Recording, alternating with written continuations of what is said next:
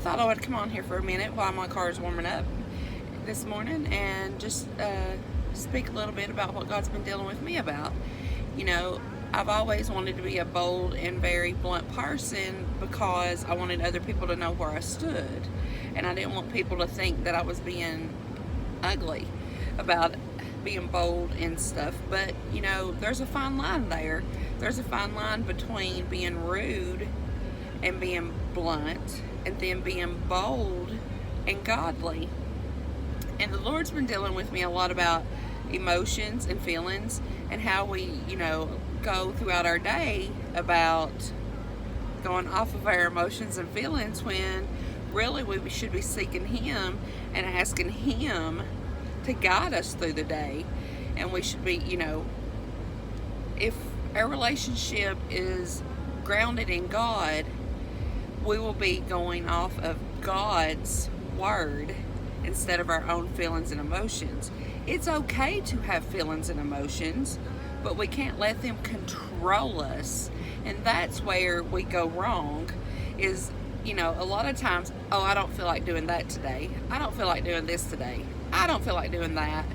Well, you're being mean to me, so hurt people, so I'm going to lash back at you and tell you how I really feel, and you're just supposed to perceive it as me being blunt and godly, when really it's just being blunt and rude. So when you go throughout your day today, just think about, am I doing that off of my feelings? Am I doing that off of my emotions? Or am I being blunt and rude? Or am I seeking God's face before I speak? So basically, we can look up different scriptures about being emotional and being our feelings, and and start seeking God for those things and asking God to guide us in His direction and down the right path. And when we start doing that, God's going to heal our wounds and heal our soul, per se, and that's where, our feelings and emotions is stored.